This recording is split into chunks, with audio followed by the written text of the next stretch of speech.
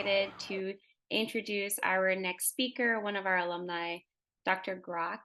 He is a passionate educator with a focus on evidence based medicine as it pertains to medical decision making, curriculum innovation, such as the Academic Life and Emergency Medicine AIR series, FOMED, and Wellness. He graduated from our very own residency program in 2015, which he thinks is the best class ever, up for debate.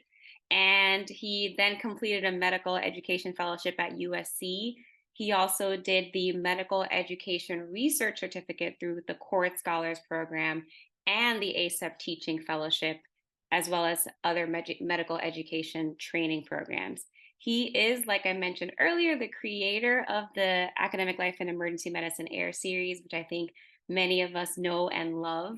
And he's most proud of being the resident editor and in chief of the Clinical Monsters blog from 2014 to 2015. So give him a warm welcome of applause, and we are so excited to hear from him today. All right, well, thank you for that kind introduction. Oh, it's funny, a few you were clapping. I can't hear the claps, but I saw them. Well, thank you for that. And then I see Pia Daniels on the call. She's probably still clapping, even though her video's off. So maybe I'll. How long do you need, Pia? 5 minutes, 10 minutes? Standing ovation? All right. So today we are going to talk about syncope. Now, why are we going to talk about syncope? I'll take one step back. Who here is taking care of a patient with syncope? Give me a thumbs up, raise your hand. Now, can I ask you guys a little bit of a trick question, which is, fun to ask in front of your attendings? How many of you have taken care of a patient with syncope and had an attending give you a wildly different plan than you thought you were going to do? Or even a wildly different plan than another attending would have done on a similar patient? How often does that happen? I won't name names, but I feel like that happens a lot, right? Now, why is that, right? So this is why. Back in the day, there was like 12 attempts, or however many this is, I think it was 9, I can't count, at making a clinical decision rule for syncope, and they all failed external validation. So all of us ER doctors were left with these conflicting papers. Some say this is important, some say this is important, but in reality, we didn't have any firm basis for an evidence-based decision-making process when it comes to syncope. And so studies show huge variability in syncope. And I had a week where I had 3 syncope patients where I just felt like I was arguing with people all the time about things that I thought were important. They were saying things they didn't think were important. I thought back to my time as a resident with these attendings coming up with plans that I didn't agree with or that other attendings maybe wouldn't agree with. And I was like, all right, I need to read everything there is to know about syncope so that I can be a little more educated.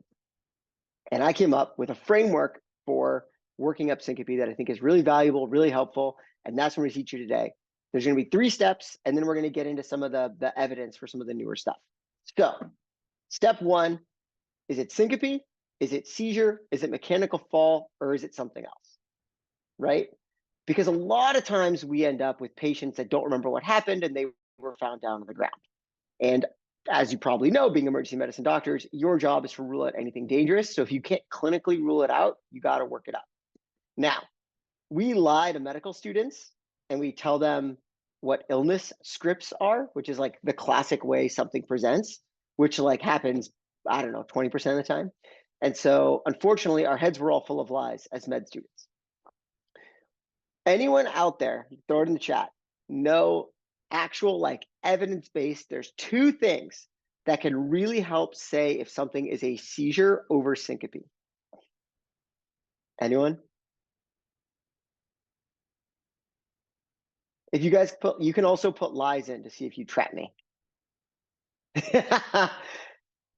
Silverberg, definitely a correct answer, EEG, but you might want to be a little corrected because if someone has a seizure and comes out of it, are they going to have a normal EEG?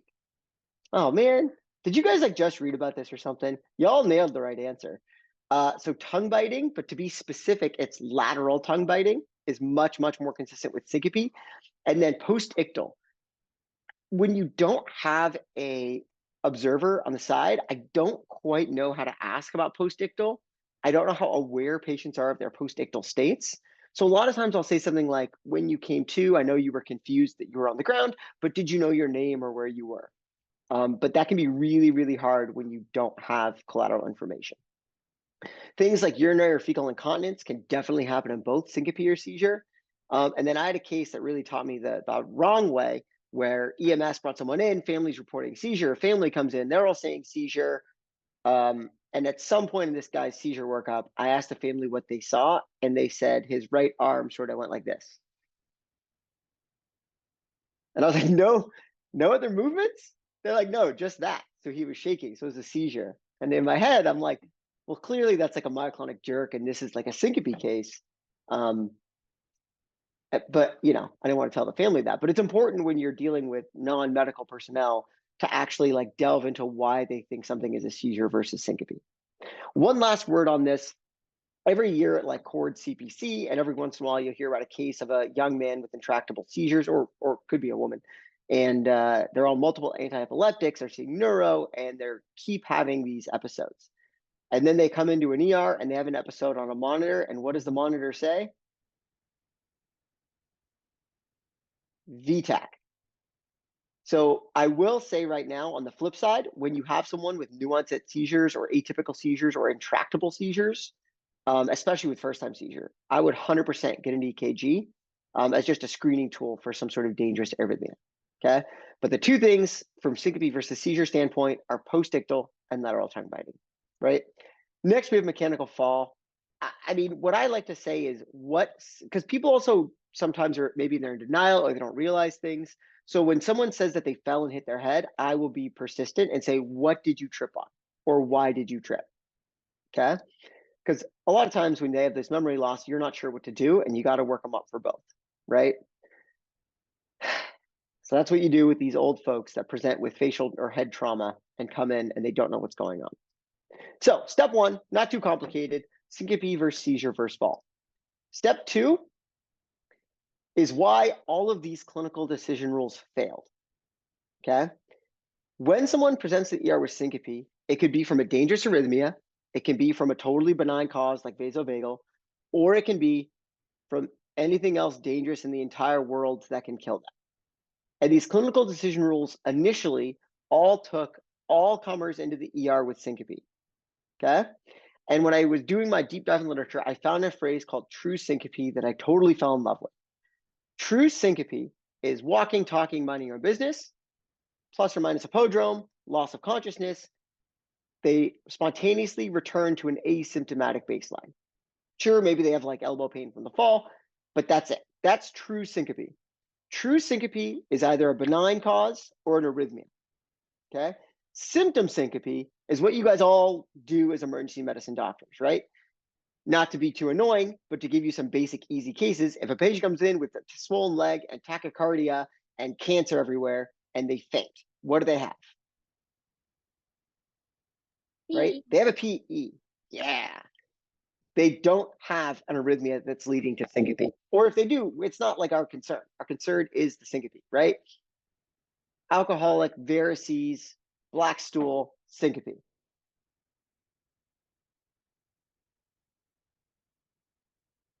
Right? Upper GI bleed. And so you guys all do this with your detailed history and physical exam, and you should be happy to know that 3 national organizations got together and they said in evaluation of patients with syncope, they do recommend doing a history and physical. And it's a strength, the strength is 1 of the recommendation, but it is only a level of evidence B. So take with that what you will, not A. But that's what you're doing on your history. You're figuring out, is it true syncope or symptom syncope? Okay. And this is where your labs can come into it. Um, there's no evidence-based indication for labs on any patient with true syncope. Okay. A lot of times what we end up doing is trying to guess, well, if this dude is 80 with 45 medical problems, what are the odds that the sodium is going to be low, the hemoglobin is going to be low, the K is going to be high? What are the chances that this person's going to have an acute abnormality on their labs? And so I take a non-evidence-based age-based approach, where once you're like somewhere between 40 and 50, I think, you know what? The chance of having a problem is a little bit higher. I'm going to do some labs. But obviously, that depends a lot on the patient, right? If they're like 50 years old with vasovagal syncope, no medical history, and they run marathons every other week, maybe I'll hold off on labs. If they're like 48 and they have 75 health problems and chronic cocaine use and end stage renal disease, I'm going to be much more likely to do labs. Now, as long as we're talking about labs, just a brief aside, who here sends troponins on people with syncope? Yeah. Definitely Dr. D'Souza. Is he still contrarian or has he changed? Um, yeah, so there's no evidence-based recommendation for who needs a troponin on patients with syncope or not. What we do know is that if you choose to send a troponin, if that troponin comes back positive, as you would have guessed, that's a really bad sign. If the troponin comes back negative, it's a good sign, but it's not good enough that you can ignore all other factors and discharge the patient. Okay. So a lot of times, if someone is between 40 and 50, based on their age and risk factors, I will get a troponin. On patients that I'm going to admit, I usually will get a troponin. But just a heads up, like I do not plug these folks into like an ACS chest pain sort of program where I don't do multiple tropes. I don't calculate a heart score. I don't count syncope as an anginal equivalent unless there's some other symptom that's concerning to me. Okay. Silverberg asked a good question. Will our hospitalists admit syncope patients without troponin? So we admit to residents that maybe don't have the most hands-on supervision. So I don't think they would push back on it, but you do bring up a good recommendation that sometimes we have to do things in the ER that the upstairs doctors want. D'Souza, I love it. I agree with you, but I think a lot of people do like the troponin as like a risk stratification tool. And we'll also get into some other stuff later about why a troponin may be helpful. Okay. So step one, syncope versus seizure versus mechanical fall. Step two, symptom versus true syncope. And then step three, if it's true syncope, your third and final step is what is the risk of an arrhythmia? And it's always great when we have an answer, but in the end, in emergency medicine, we are the artists of risk stratification. Okay. And so, what is the risk of? Sorry, I just had to use this comment. What is the risk someone has an arrhythmia is largely based on our own interpretation of things. And just a heads up, our interpretation things might not match the patient's. So there was a great study on ACS where they asked a bunch of doctors, like, what risk of MACE do you feel comfortable discharging? And a lot of them said around 1%. Although it kind of made me laugh that a few of them said zero. And I was like, get out of here. You're not admitting everyone. Like, you're lying on the survey. But then they went and asked patients, hey, what is the chance of you having a problem in the next 4 weeks that would make you want to stay in the hospital? And I think the patient average was like 15%. So a lot of times in syncope cases, I'll end up doing a lot of shared decision making. But first, you got to risk stratify. And the question is, how do you do that? So when I first came up with this lecture, I was totally lost. I found all these things that some papers said were important and some places weren't. So in the end, I decided to make my own rule. And it's an acronym. It's called FAHEHE, FAHEHE. I'll write it in the chat for y'all. And to me, these are like the 6 things that consistently come up on papers where if you have one of these, you got to admit. So this is history, physical exam, or a test you can do, which is kind of the easiest answer. So who wants to throw out a guess in the chat or talk through what one of those letters might be?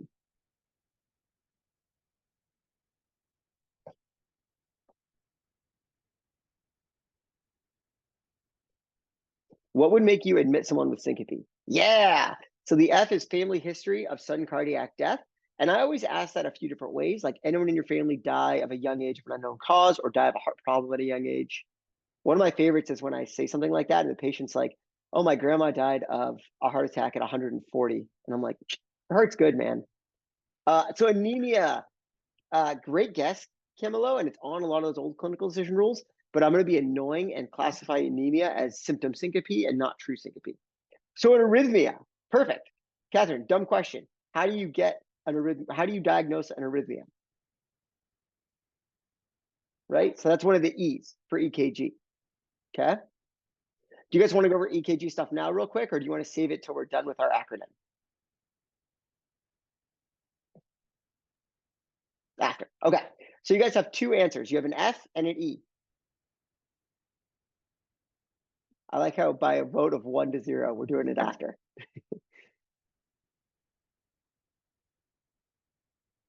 Age. Oh, good answer, Ziggy. So age is one of the A's, but it's pretty interesting. So a lot of these clinical decision rules that failed said an age over 65 is quote unquote high risk and must be admitted, or at least not low risk. But those all failed external validation. And there's some great studies by a guy named Ben Sun that says you might not need to admit someone for syncope until they're 85 or 90 years old based on age. So my favorite thing about the age thing is the way that ACEP talks about it in their policy statement, where they say age reflects the age of the heart and therefore risk of an arrhythmia. The older we are, the older our hearts, the higher chance that we have arrhythmias. But there's no specific age cutoff that automatically confers not low risk status. Okay. And one of my favorite conversations with some of our PAL care folks when I was a resident at Kings County, that was also emphasized by a young man named Dr. Dennehy during a case, is old folks have a countable number of days left. The chance of us finding an arrhythmia in the hospital, even on a patient who's not low risk, ends up being very low. So at what age do you just say like, hey, you probably only have like a year left of your life. Do I really want you to be admitted for 1% of that to try to catch an arrhythmia? And so when we talked about like rates of admission for syncope, they had a funny little bar graph or bar graph, whatever, like the little loop graph. What's that called? Normal something or other. But they Bell said graph, they don't really what? bell Bell curve. curve. There you go, bell curve. Silverberg man knows everything. But they say they don't start admitting people for syncope till they're around 65 if their ED workup is negative. And then the older they are, they have a higher rate of admission. And then when they hit 85, it starts to go down. And in the words of Dr. Dennehy, 85-year-olds die. It's what they do. Do you want them dying at home, surrounded by their loving family, or in the GMed ward getting stuck by a giant needle in the groin by an intern? And so I kind of really enjoyed that view of things. That was the PAL Care folks and Dennehy, which is once you're like 85 to 90 and older, it's really a shared decision making. And most of the time, they do not want to be admitted. All right, so you guys have an F, you have an A, you have an E. AMS, I'm going to put that one under symptom syncope, where I don't think AMS is like persistent ultramental status is going to be consistent with a syncope. New Innovations has an opinion on that, on old people, Palladino?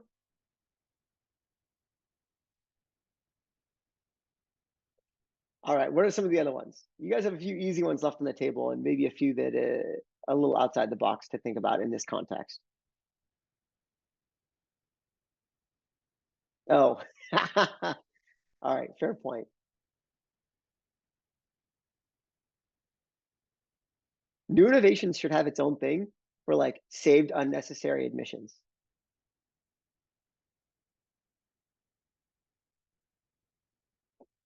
All right, I'm gonna start giving hints.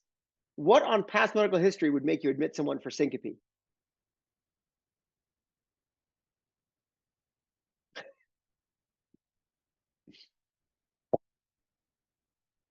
Yeah. So AFib, I'm going to put down. Okay. So AFib isn't the abnormal EKG thing, but I like it. Valvular disease. So one of the H's is heart history. Any history of CHF predisposes someone for cardiac arrhythmia, and they, to be honest, should be admitted. Anyone with structural heart disease predisposes them to arrhythmia, should be admitted. And then the other one is a history of MI.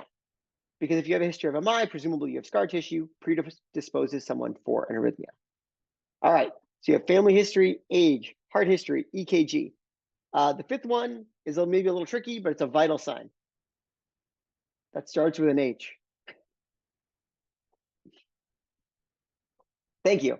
Shame and Sappy, hypotension.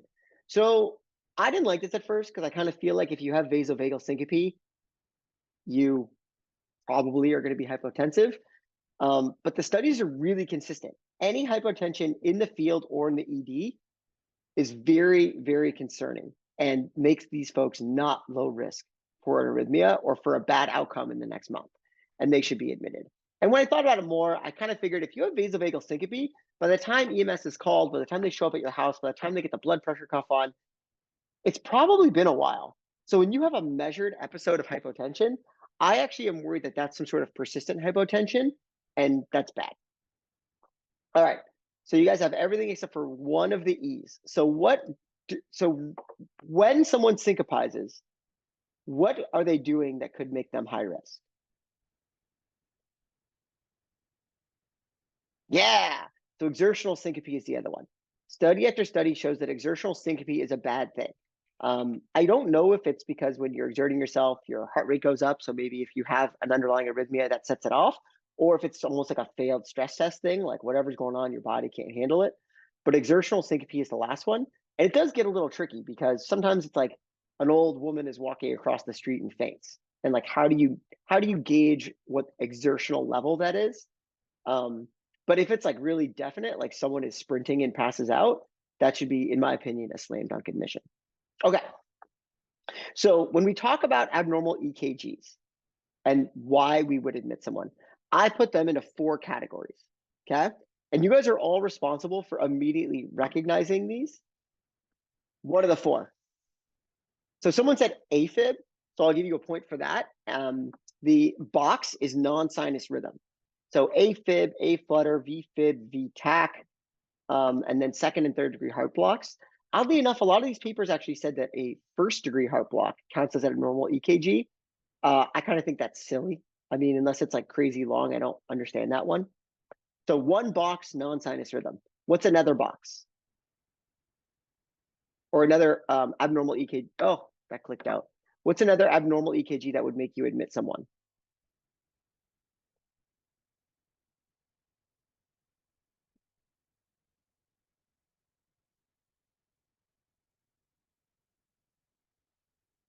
Oh, an epsilon wave. Great answer. So you guys are hitting the second category, which is going to be syncope syndromes, which is brugada, arrhythmogenic right ventricular dysplasia, hypertrophic cardiomyopathy, which is the dagger Q waves in your inferior leads, and Wolff Parkinson White. Okay. Everyone, make sure you guys know what all of these look like. Okay. And then there's two other correct answers in there. Like I said, the first block, non-sinus rhythm. The second block, syncope syndromes. The third block is intervals. So QT prolongation, definitely, and QTC prolongation. The studies that look at this do not distinguish between old and new QTC prolongation. So we are sort of left with a wealth of studies that say if you have a wide QRS, you probably should admit someone even if it's old. Okay. And then the last category that you guys all know in real life, but maybe are answering here, is going to be ischemia. So ST depressions, ST elevations, new T wave inversions probably need to be admitted. All right. Now, who here wants to hear a story about me being a lost little intern? All right. So back when I was a little intern, I felt like I did okay in med school. I felt like I had at least heard of everything, even if I, hadn't always bring it to mind right away. But I took care of like an 80-year-old man in good old Pod A who had a weird looking EKG and a scary syncope story, which he like was walking and he fell and just crunched his face.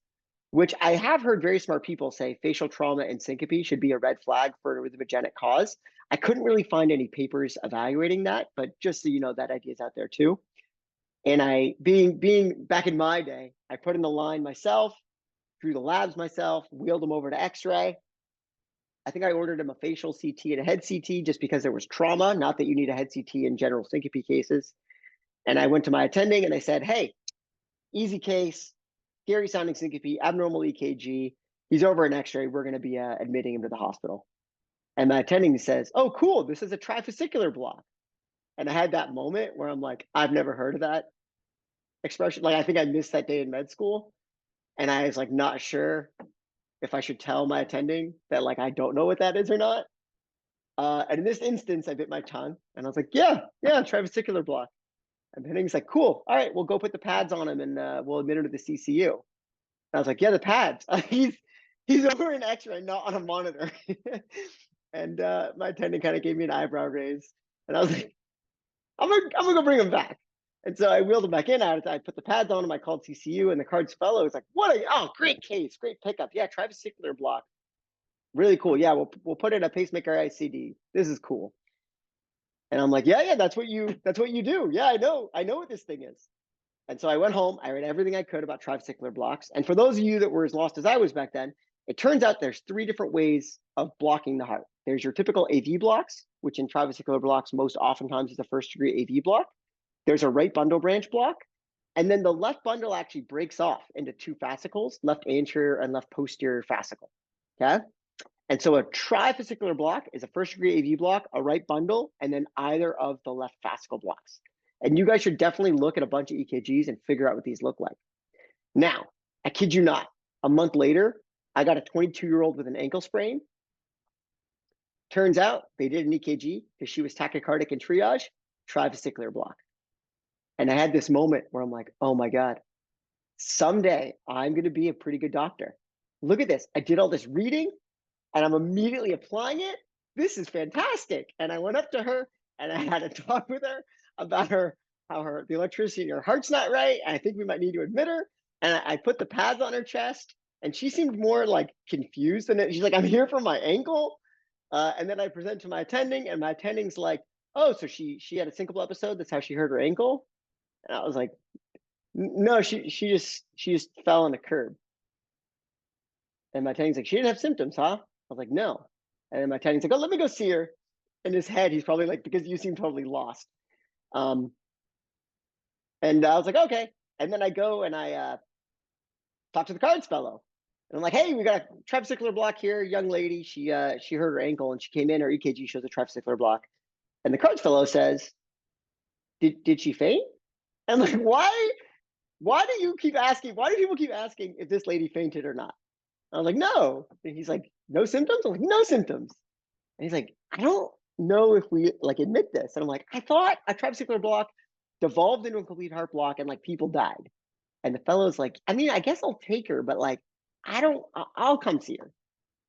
And it was that day that I learned that only some trivesicular blocks degenerate to complete heart blocks and kill people.